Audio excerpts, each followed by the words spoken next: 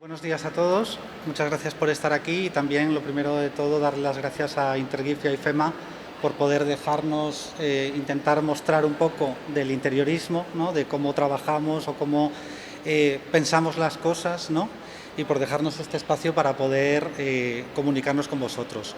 Mi nombre es Manuel Iglesias y me gustaría brevemente comenzar a comentar qué es lo que vamos a ver en los siguientes minutos, y a través de diferentes ejemplos de proyectos ya realizados, proyectos reconocidos que nos pueden sonar a todos, de interioristas conocidos, y a través de esos resultados reales ver cómo el interiorismo es una herramienta que transmite sentimientos, ¿vale? Y cómo con el interiorismo podemos influir en el bienestar y en el estado de ánimo de la gente. Es decir, podemos afirmar que el interiorismo es una herramienta de comunicación de sentimientos, o de otra manera, ver el diseño de interiores también como una disciplina comunicativa, pero en el aspecto sensorial. Antes de nada me presento, como decía, soy Manuel Iglesias, soy arquitecto por la Escuela Técnica Superior de Arquitectura de A Coruña, soy doctorando por la Universidad Politécnica de Madrid en Arquitectura, Diseño, Moda y Sociedad, y soy tutor del máster de Diseño de Interiores del Education de Manway, y en este año estamos presentando una importante novedad, que es que empezamos a colaborar con la Universidad Camilo José Cela. Es decir, que a partir de ahora todos nuestros programas formativos, ahora hablaremos brevemente de ellos, pues van a estar avalados a partir del próximo 23-24, a partir de este curso, por los certificados expedidos por la Universidad Camilo José Cela. Y es una universidad que tiene mucho que ver con nuestro espíritu del Education y de Manway, porque es una universidad que está comprometida con la innovación en el campo del diseño, tanto de la moda como en el diseño de interiores. Y lo que nos proponemos es transformar y formar a los futuros profesionales del sector, tanto en el campo de la moda como en el de diseño de interiores. Y como os decía, además a partir del próximo curso, nuestros alumnos realizarán su formación en el campus de la universidad, junto al Paseo de la Castellana, que es un edificio enorme de 4 plantas, 11.000 metros cuadrados, 3.000 metros cuadrados de zonas verdes y de trabajo al aire libre, que va a permitir la formación de unos 2.500 estudiantes y docentes, porque los docentes también nos formamos, de diversas nacionalidades, que disfrutarán de estos espacios dinámicos y colaborativos que fomentan la innovación y la creatividad. Que es un modelo, como os decía, que es que forma muy bien en la filosofía del Education y de Manway.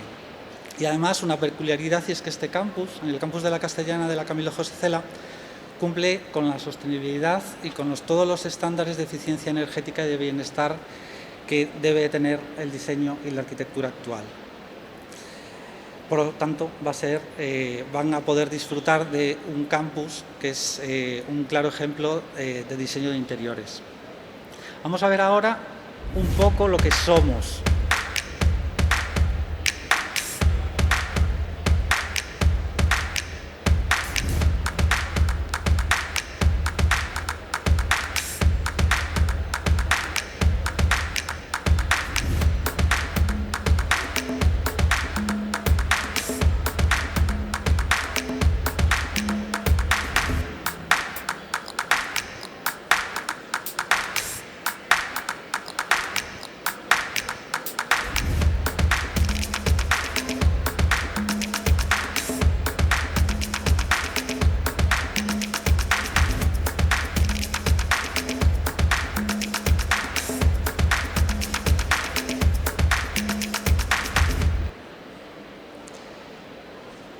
Como os decía, tenemos una parte de moda, pero tenemos una parte de diseño de interiores. Tenemos un máster, tenemos un diploma de diseño de interiores. El máster tiene una duración de 1 año, el diploma de 6 meses, modalidad online o semipresencial, con lo cual, si necesitáis cualquier tipo de información, al final, si queréis, lo podemos hablar. Vamos a entrar ya directamente con el objeto de esta ponencia. Remarcamos algo que seguro que todos conocemos, y es la gran versatilidad del diseño de interiores, del interiorismo. El diseño de interiores, como comentábamos antes, es una disciplina tremendamente versátil, tremendamente abierta y compuesta por multitud de campos teóricos y prácticos, y también con una multitud impresionante de profesionales que están asociados a nuestro gremio. En definitiva, podemos decir que el buen interiorismo va a ser aquel que sea más multidisciplinar, porque va a generar proyectos más completos, más complejos y de mayor calidad. Porque el interiorismo es todo lo que estamos viendo aquí. Evidentemente es muchas cosas más, pero es arte.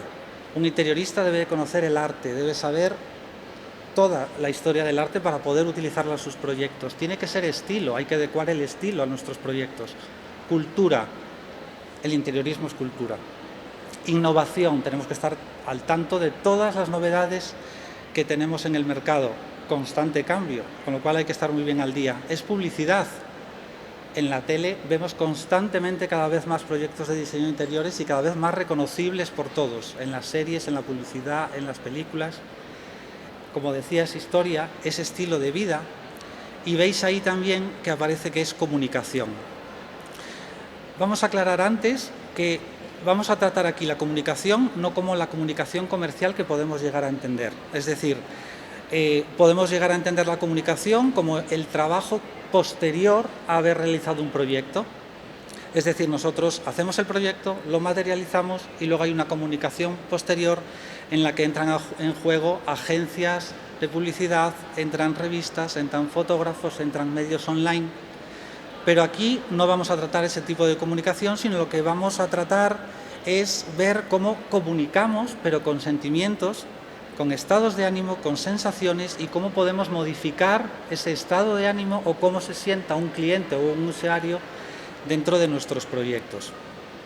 Según lo que queramos remarcar, según lo que queramos conseguir, de acuerdo con el cliente, o a veces deberíamos, si fuera un buen interiorismo, siempre de acuerdo con el cliente, vamos a ver cómo dirigirnos o cómo tomar decisiones a la hora de crear nuestros espacios.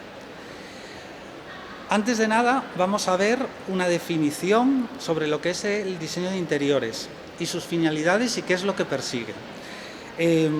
Hay muchas definiciones del diseño de interiores, qué es lo que se hace, qué es lo que se persigue, pero vamos a ver aquí una que es cómo lo describe el National Council for Interior Design Qualification.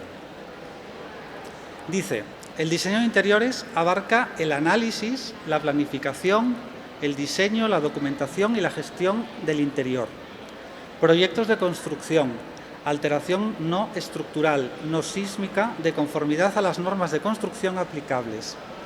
Los diseñadores de interiores tienen la responsabilidad moral y ética de proteger a los consumidores y ocupantes a través de diseños de interiores accesibles, inclusivos y que cumplan con los códigos ambientales que aborden el bienestar considerando los complejos aspectos físicos, mentales y emocionales que necesitan las personas. Esta es una definición que, como vemos, abarca muchísimo lo que decíamos antes de la multidisciplinaridad que aparece en nuestro trabajo. Pero fijémonos en la última frase, emocionales. Tenemos que tener en cuenta los aspectos emocionales de los usuarios de los espacios. No solo es construcción, no es solo normativa, no es solo accesibilidad, sino que también son cómo se van a sentir las personas. Es decir, cómo generar sentimientos. Proyectar los interiores no es solo siempre desde un punto de vista técnico o desde un punto de vista estrictamente profesional, que también, sino que tenemos que pensar los espacios poniendo en el centro del proyecto al usuario final, bien sea en una vivienda el propietario o bien sea en un local público el cliente. Debemos de pensar qué es lo que queremos y qué es lo que sienta esas personas. En un proyecto de interiorismo, comúnmente, cuando nos enfrentamos a él, cuando nos lo encargan, en primer lugar tenemos un entorno, es decir, el lugar físico, el espacio con el que nos llega nuestro cliente y tiene unas propias características. Y según ese cliente tenemos su briefing y tenemos sus necesidades. Es decir,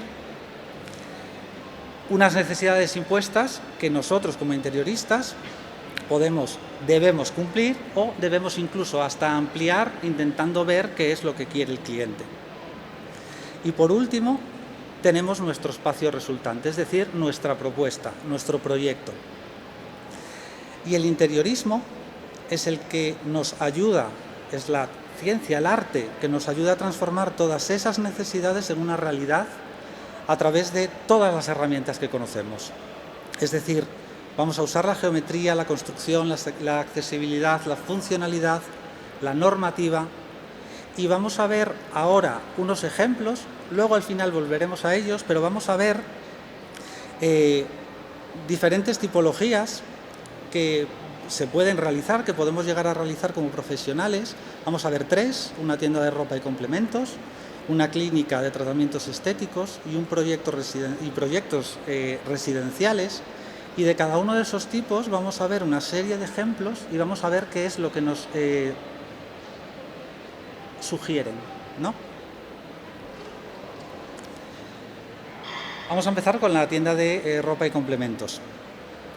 ¿Qué es lo que nos sugiere esta imagen? Pues lo primero que podemos pensar al ver la fotografía, no sé si estaréis de acuerdo, pero transmite armonía, transmite una cierta elegancia, nos puede llevar a un espacio clásico, pero también nos recuerda a un cierto estilo sofisticado de algo que podríamos asemejar a lo mejor a un art déco, pero con una revisión y un velo de corte contemporáneo, ¿no? Otra fotografía de una tienda. Se trata de un mismo uso, por tanto, y vemos que es completamente diferente, pero la recibimos completamente diferente. No sé a vosotros, pero considero que, igual que la anterior, nos transmite un sentimiento de cierta calma, de cierta elegancia, pero nos lleva ya a un concepto más minimal, podríamos llamarlo, y completamente diferente. Da una mayor sensación de amplitud, de limpieza e incluso, hasta podríamos decir que hasta de cierta frialdad, que en la anterior no aparecía. Y tercera imagen de una tienda. Nos puede transmitir cierta calidez en algunas zonas, dependiendo de dónde miremos de la fotografía. Nos puede transmitir frialdad si miramos a otra zona de la fotografía. Y es la primera en la que, no sé si os habéis fijado, en la que los productos expuestos tienen más relevancia que el propio espacio en el que se están exponiendo, ¿no? Es decir, podíamos asociar esta fotografía a una tienda mucho más de concepto clásico, como que comúnmente entendemos, ¿no? Vamos con otra tipología, el de la clínica de estética. De nuevo, no sé qué os parecerá a vosotros, pero recuerda un poco al primer ejemplo que habíamos visto, es decir, una sensación de limpieza, de pureza, de pulcritud, ¿no? Es como todo muy limpio, pero aparecen ahí una serie de formas, ¿no?, que dentro de del orden que hay también nos empiezan a dar cierto movimiento, ¿no? En esta segunda clínica tenemos casi las mismas sensaciones que en la anterior, predominan esos colores que hemos visto antes, pero nos lleva más a una zona de confort, ¿no? Es como más agradable, una zona un poco más cálida, e incluso hasta podríamos decir que orgánica, con esos elementos vegetales que nos aparecen por ahí, ¿no? En esos elementos vegetales que aparecen al fondo del mostrador. Es decir, es un espacio que nos puede recordar al anterior, pero que sin duda es un poco más naturalizado, ¿no?, por así decirlo. Y esto, aunque parezca que no, también es una clínica de tratamientos estéticos. Aquí ya la intuición de la calidez que teníamos de la imagen anterior explota por completo, ¿no? Aquí ya es un espacio completamente cálido, hogareño, clásico, ¿no? Y que más que eso, que una sala de espera de una clínica, pues podría ser un salón de cualquier vivienda, ¿no? Incluso hasta con una chimenea. Y ahora vamos a ver fotos de viviendas. Teresa Sapey, no sé si la conocéis, pero ha realizado este proyecto en Londres y nos recuerda a una fotografía que hemos visto de las dos tipologías anteriores. Quizá no tanta frialdad como las anteriores, pero sí vemos aquí un minimalismo, una pureza, en la que ya empiezan a aparecer ahí unos elementos clásicos, ¿no?, que nos pueden llevar un poco más a esas sensaciones de carácter cálido. Otra vivienda de Rosa Urbano, del estudio Urbano Bayú. Aquí ya podemos incluir cierta limpieza, cierta pulcritud, pero mucho menor. Es un espacio que lo intuimos como más recargado, más dinámico. De momento no sabemos por qué, pero sí que nos transmite un poco más de movimiento. Y quizá ya empieza a recordarnos a lo que normalmente nosotros estamos acostumbrados a, socialmente, conocerlo como un salón de una casa normal, ¿no? Y ahora vamos a ver dos ejemplos que no tienen absolutamente nada que ver, salvo en el que sí que es la misma tipología del salón. Esto ya no es un salón convencional, o sí, pero es clásico, es muy excesivo, incluso hasta podríamos decir que hasta recargado o agobiante podría resultar hasta para algunas personas, ¿no? Y nos traslada completamente hacia un resort, ¿no?, de África, podríamos decirlo. O este otro, que nos provoca un poco las mismas sensaciones que el anterior, no iguales porque cambian cosas, pero sí que transmite confort, transmite elegancia, transmite calidez, pero ya no estamos en una sabana, ¿no? Es quizá un salón de un palacio clásico. ¿Qué pasa? ¿Que todos estos ejemplos son solo recursos estilísticos? Pues no, porque ninguna de las tomas de decisiones que hemos visto en los 7 proyectos, no más, proyectos que hemos visto antes, no son ni arbitrarios, ni no están pensados, ni no están reflexionados, sino todo lo contrario. Están buscando exactamente qué es lo que quieren transmitir, cómo quieren hacer sentir al usuario y qué sentimientos quiere que tenga. Y vamos a ver por qué. Nosotros, como decíamos antes, en un proyecto de interiorismo cualquiera, empezamos a tener un espacio, es decir, nuestro contenedor, tal cual nos dan. Tenemos el programa de necesidades que nos cuenta el cliente, a las que nosotros podemos añadirle algunas otras. Y a partir de ahí vamos a proponer un estilo.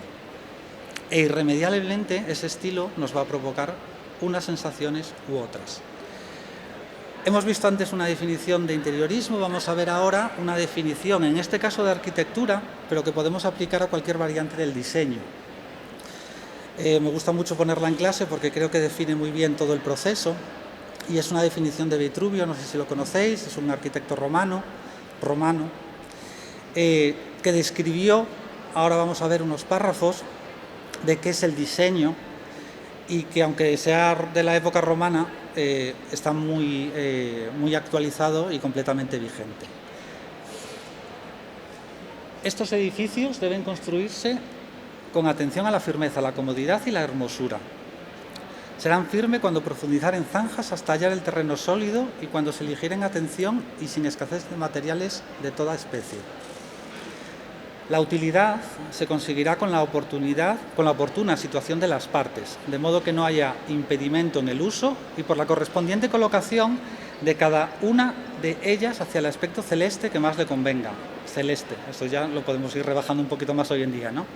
Y por último, la hermosura, cuando el aspecto de la obra fuera agradable, de buen gusto y sus miembros arreglados a la simetría de sus dimensiones. Vamos a fijarnos en la última, en la hermosura, en que sea agradable y de buen gusto. Es totalmente subjetivo, ¿no? Es decir, lo que a mí me puede parecer de buen gusto, hermoso o agradable, a vosotros podría no pareceroslo, ¿no? Pero aún así, dentro de esa subjetividad, sí que hay unos elementos, unos criterios comunes que hacen que en general todos estemos de acuerdo en una serie de cánones de belleza, como pueden ser las proporciones entre las formas, el equilibrio, la geometría, que esas formas estén compuestas de una forma armónica, y algunos otros más. Es decir, los espacios nos pueden gustar o no gustar, porque eso es un criterio subjetivo, pero a pesar de que no nos guste un espacio, sí que podemos considerarlo correcto y armónico. Por lo tanto, un proyecto, según Vitruvio, debería ser firme, debería ser útil y debería ser bello. Y de nuevo, esa belleza estará asociada a una serie de sensaciones. Vamos a ver otros conceptos. La arquitectura, el diseño, el interiorismo no es solo función. No debe quedarse en ser solo correcta o adecuada, sino que es belleza y está cargada de simbolismo y cultura. Quedémonos con la cultura porque luego lo vamos a ver. Una ventana, una puerta, una escalera, una silla o una tienda, como las que hemos visto antes, por sí mismos no son ni diseño, ni arquitectura, ni interiorismo. Lo son verdaderamente cuando alguien se asoma a esa ventana, cruza esa puerta, sube esa escalera, se sienta en esa silla o entra en esa tienda. Es decir, el usuario, el cliente, es siempre el centro del diseño. No podemos perderlo nunca de vista.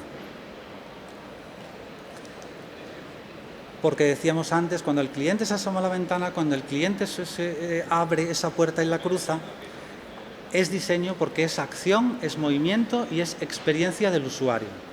Por lo tanto, es simbología. Por lo tanto, es significado. Es cultura, de nuevo aparece la cultura, y por lo tanto, como es simbolía, significado y cultura, el diseño de interiores debe de ser estrategia. Antes de empezar un proyecto debemos saber qué estrategia vamos a tener que seguir. Y por lo tanto, es comunicación, porque esa estrategia la tenemos que saber comunicar perfectamente. Por muy buen proyecto que hagamos, si no lo sabemos comunicar bien y el cliente no lo entiende bien, no nos lo van a aceptar.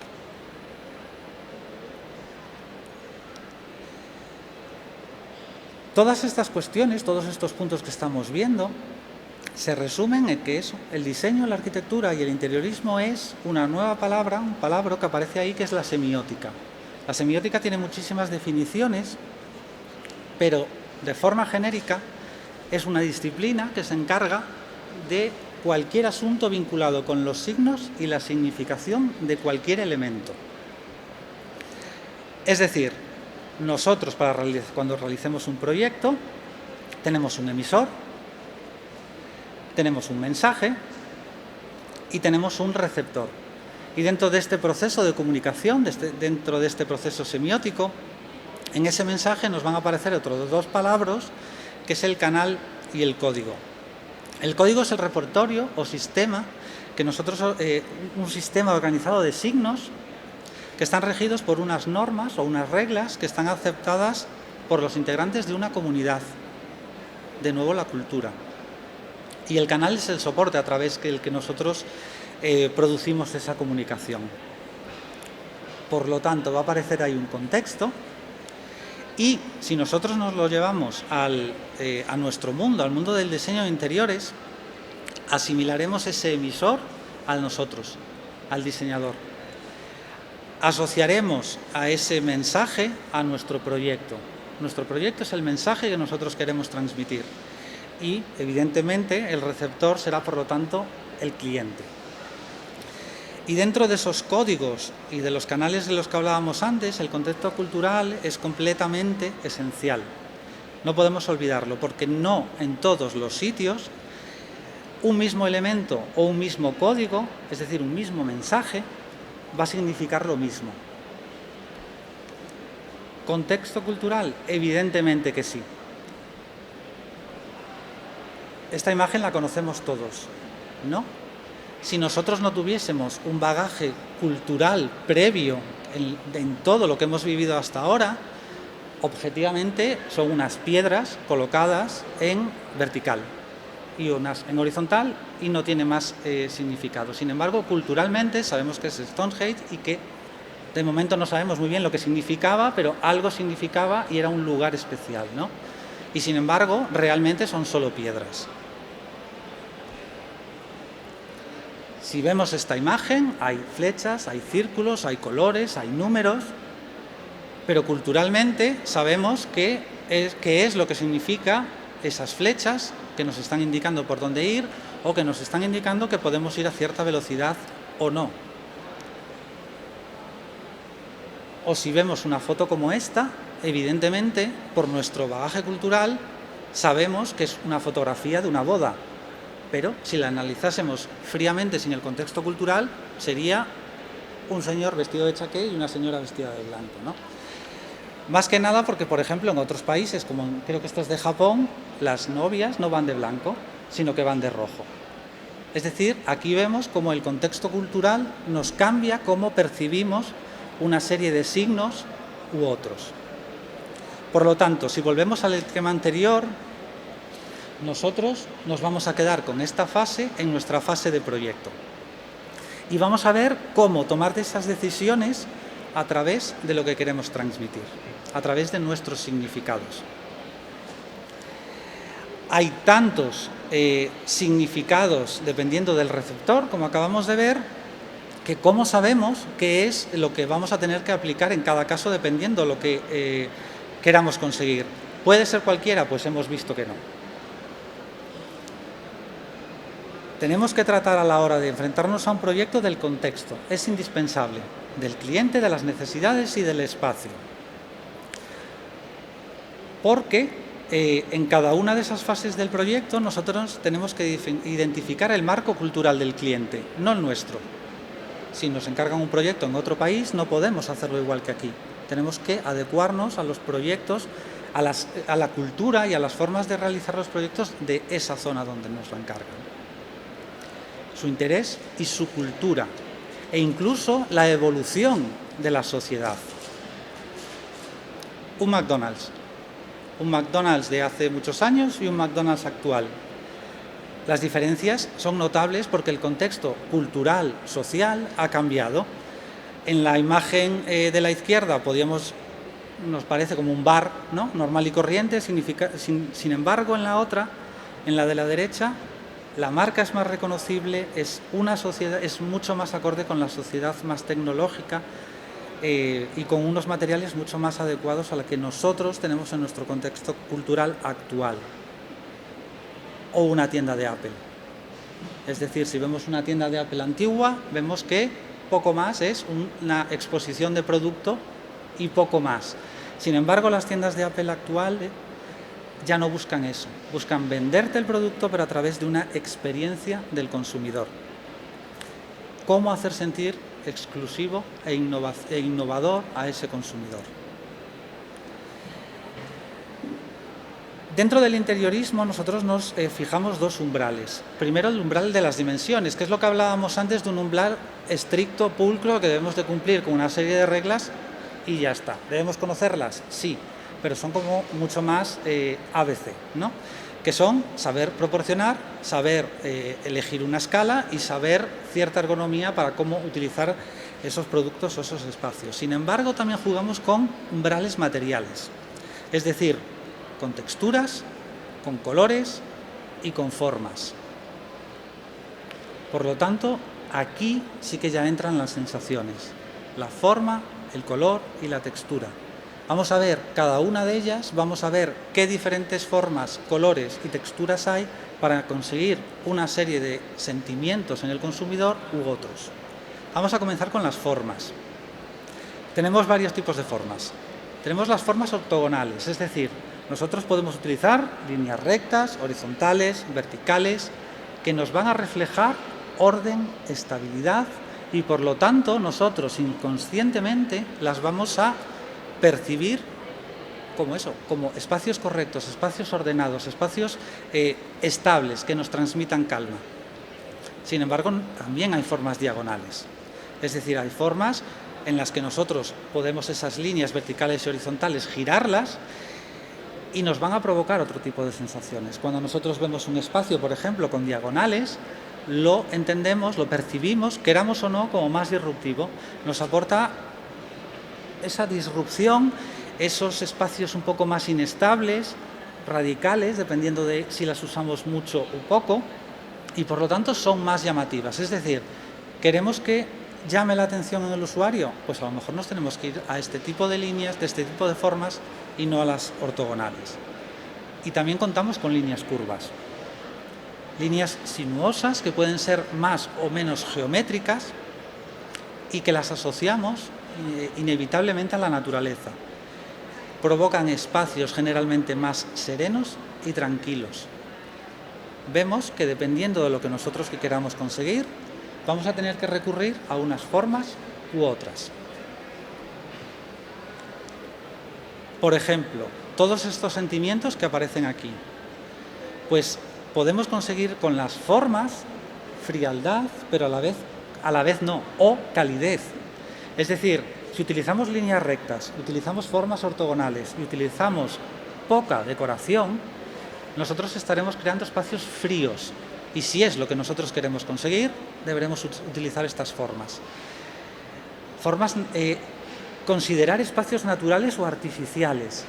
Hay veces que, pues por ejemplo, en la tienda de Apple queremos espacios naturales o artificiales. Pues dependiendo de lo que queramos conseguir, pues líneas orgánicas, formas suaves y líneas ondulantes nos llevarán a que entremos en esa tienda y lo percibamos como más natural. Moderno o tradicional e incluso exclusivo o masivo.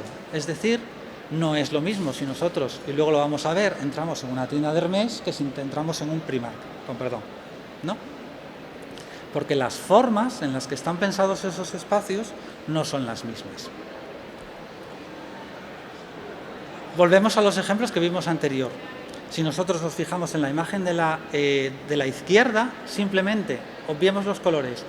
Analizando las formas, nos va a llevar hacia un espacio frío y a un espacio artificial. Sin embargo, si nos vamos a la imagen de la derecha, nos va a transmitir simplemente con esas formas de los arcos calidez y exclusividad. Color. No solo la forma, el color. Porque el color no es una experiencia exacta, no es una sensación exacta, sino que depende de factores externos y internos del receptor. En esos factores externos, pues evidentemente intervienen las agrupaciones y el ambiente en el que percibimos ese color. No es lo mismo un color en un ambiente con mucha luz que con poca luz. Y las internas dependen de nosotros, es decir, están asociadas a nuestras vivencias y a nuestros gustos, es decir, el rojo nos puede gustar o no. Esto hace, por ejemplo, que cada uno tengamos nuestras preferencias, como decía, respecto a los colores y por lo tanto, según estos factores internos y externos, deberemos elegir algunos colores u otros dependiendo de la sensación o la emoción que nosotros queramos transmitir. De nuevo, todos los sentimientos, muchos más, ¿no? Pero aquí algunos.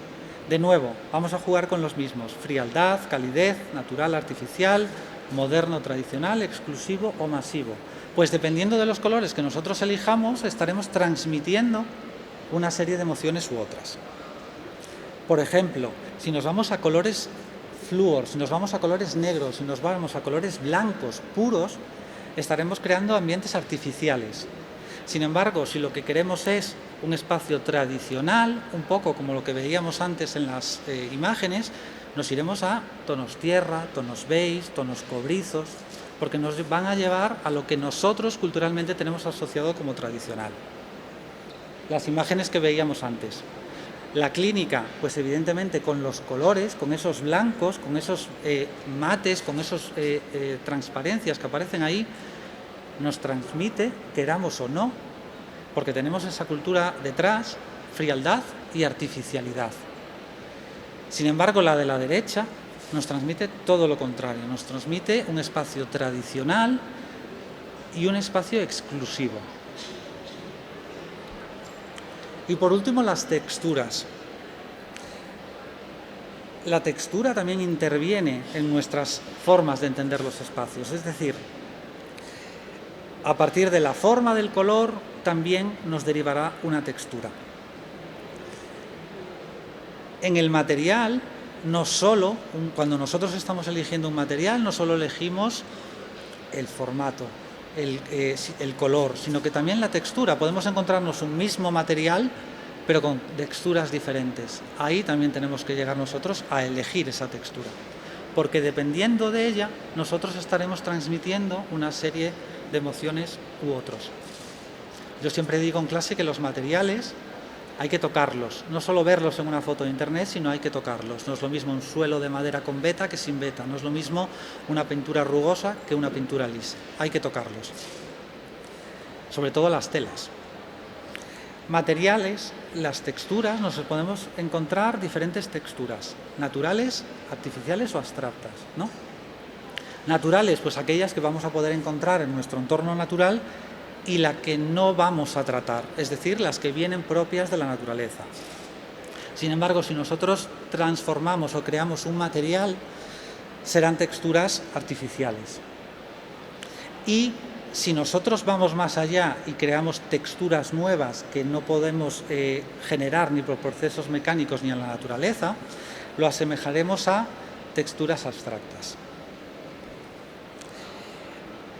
Y a su vez, cada una de estas texturas, dependiendo del material, podemos dar un paso más allá y podemos que esa misma textura natural, artificial o abstracta, vamos a poder generarla suave, es decir, a lo mejor con un tacto liso, con un tacto de seda, o rugosa, vamos a poder hacerla áspera e incluso irregular, e incluso vamos a poder jugar con otro elemento fundamental que hemos visto en algunas otras imágenes, que es si es brillo o si es mate. Dependiendo de esa elección, también comunicaremos elementos, sentimientos diferentes. Como en los casos anteriores, queremos un espacio frío, pues nos iremos a texturas artificiales, a texturas con brillos y a texturas lisas. Que queremos un ambiente exclusivo, pues cuando estemos eligiendo las texturas de nuestros proyectos, nos iremos hacia texturas artificiales, hacia texturas de nuevo brillo y texturas lisas. Vemos cómo hay algunos tipos de texturas que expresan lo mismo, ¿verdad? Fotos de las viviendas. Evidentemente, el de la izquierda es un interior que nos transmite algo moderno y algo exclusivo, mientras que la de la derecha nos lleva a un sentimiento de tradición y calidez. En definitiva, vamos a transmitir sensaciones y crear estados de ánimo e influir en los usuarios según nosotros queramos, a través de estas reglas, a través de las formas, los colores y las texturas. Y siempre, evidentemente, intentar utilizándolas a la vez, todas a la vez, pero lo que tenemos que hacer es procurar que estos tres elementos, por lo menos, utilizarlos de forma armónica y compensadas, que unas no destaquen demasiado sobre las otras. Y efectivamente vamos a contar con más elementos que no sean las formas, los colores o las texturas, es decir, por ejemplo, con la iluminación, que no hemos visto aquí, pero también se puede utilizar y creamos espacios diferentes, es decir, dependiendo de la temperatura de la fuente de color que nosotros elijamos para iluminar un espacio, vamos a poder crear ambientes cálidos, ambientes acogedores, ambientes que inviten al usuario a permanecer en ellos. Y sin embargo, si nos vamos a una iluminación, por ejemplo, de 6000 grados, es una iluminación muy fría, va a crear espacios más fríos, espacios más dinámicos y espacios que nos van a hacer que el cliente, por ejemplo, en una tienda, no tenga tantas ganas de quedarse, sino que hagamos que los clientes circulen y se muevan más por los espacios. Iluminación, forma, color, textura, iluminación, pero también, por ejemplo, los olores. Dependiendo de cómo huela un espacio, estaremos viendo el espacio de una manera o de otra. O incluso de los sonidos. También podemos jugar con ellos.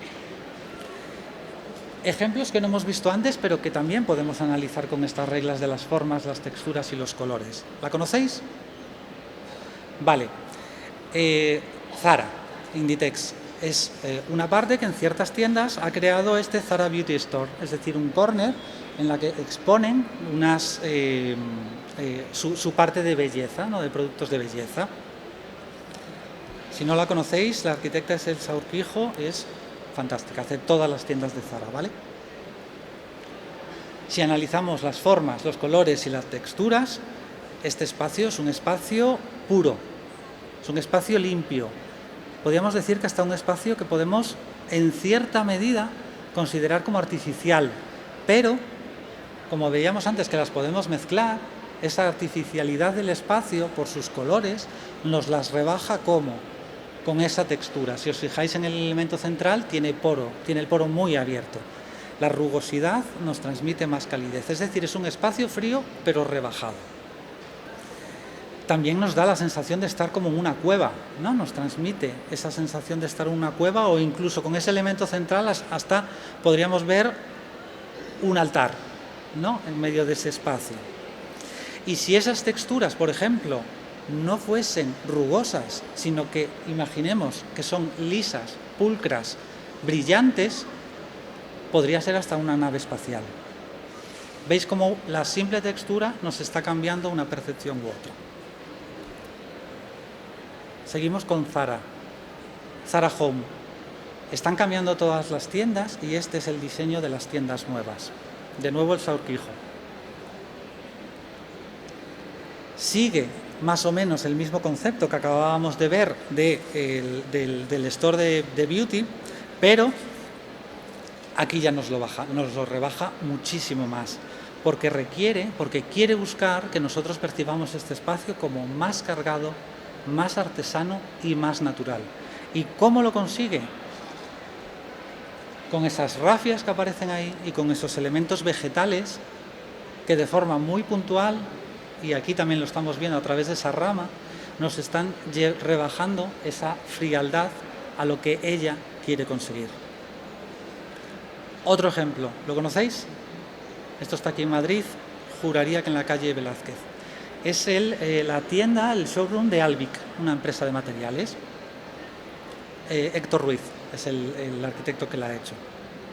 ¿Qué nos transmite si nosotros vemos estas fotografías? Pues por sus colores, sus formas y sus texturas, nos transmite, antes de nada, exclusividad. Nos transmite pureza por las formas, por las líneas y por los colores. Nos transmite innovación y nos transmite tecnología. Es brillante y nos podría llevar al frío, pero sin embargo está rebajada esa frialdad con los colores tan fuertes con los que está jugando. La mayoría de nosotros trabajamos en oficinas y hay oficinas de todo tipo. Por ejemplo, una oficina, por el bagaje cultural, entendemos que es casi un diseño industrial, ¿no? De un estilo industrial. El color nos lleva a percibirla como limpia, ordenada, aséptica, para trabajar correctamente en un espacio tranquilo y calmado tantas horas al día, ¿no? Sin embargo, para rebajar y que no parezca un espacio demasiado frío, fijaos lo que hace, que juega con el mobiliario. Y no elige un mobiliario acorde con el espacio, con el contenedor de ese espacio, sino lo que hace es elegir rebajar esa frialdad con un mobiliario con formas onduladas, que tiene textura. Si os fijáis, la tela, el tapizado de ese mobiliario tiene textura y tiene colores que rompen con ese contenedor del espacio. Y otra oficina, pero completamente diferente, la percibimos completamente diferente, como muchas que hemos visto antes. Es decir, esto, si no nos dicen que es una oficina, podríamos decir que es el salón, por ejemplo, de una vivienda grande, una vivienda exclusiva, pero podría ser perfectamente el salón de una vivienda. ¿Por qué? Por los colores, por las formas y por las texturas. Aquí están buscando que el trabajador se sienta como en su casa y tenga una sensación de calidez y de confort. Una tienda. Formas ovaladas, colores ocres, colores tierras, texturas naturales. Vemos ahí en las contrahuellas de las escaleras unos azulejos artesanales, por así decirlo.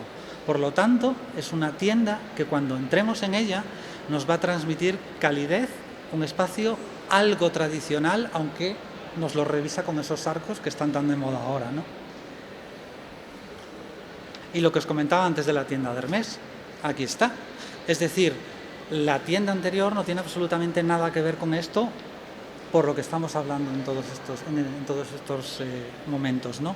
Es decir, se han elegido unos colores, unos materiales, unas texturas, unas formas que casi nos llevan al pasado, ¿no? A un estilo un poco mid-century, pero sin embargo nos transmite lujo, ahí veis ciertos brillos, nos transmite calma y nos transmite tradición. Sobre todo, esta tienda está en el complejo de Canalejas, porque está aquí, ¿no? Que es un espacio remodelado por completo ahora, pero sin embargo tiene este aspecto. En definitiva, espero no haber sido demasiado denso ni intenso, pero sí que me gustaría poder haber transmitido que en un proyecto no solo tenemos que fijarnos y responder correctamente a los criterios de funcionalidad, de construcción, de materiales, de una forma aséptica y de una forma pulcra, sino que en cada paso que estemos dando, cuando nosotros realicemos nuestros proyectos, vamos a tener que ir eligiendo una serie de símbolos, de significados, dependiendo de lo que nosotros queramos transmitir. Porque en el momento en el que nosotros en un proyecto tengamos que elegir un mobiliario, por ejemplo, no solo nos debemos de fijarnos en si nos gusta o no nos gusta, o en las proporciones, o en la funcionalidad que tenga esa pieza de mobiliario, sino que vamos a tener que fijarnos en su forma, en su tamaño, en su color y en sus texturas. Porque el mismo sofá tapizado en un color o en unas texturas no va a ser percibido de la misma manera que con otros colores o con otras texturas. Y lo mismo cuando elijamos materiales. No solo vamos a tener que elegir materiales dependiendo de sus características técnicas y de cómo se comporta frente a un tránsito muy excesivo o poco excesivo, sino que vamos a tener que elegirnos a través de sus colores, sus formas y sus texturas para hacer que esos espacios sean más o menos agradables y para hacer que transporten hacia donde nosotros queremos llevar al usuario de esos espacios. En definitiva, que nos quedemos con que nuestros proyectos, a través de la forma, del color, de las texturas, son elementos que, como otras partes de nuestros proyectos, tienen significado y que debemos estudiar correctamente. No sé si tenéis algunas preguntas y si no, pues muchas gracias a todos por asistir.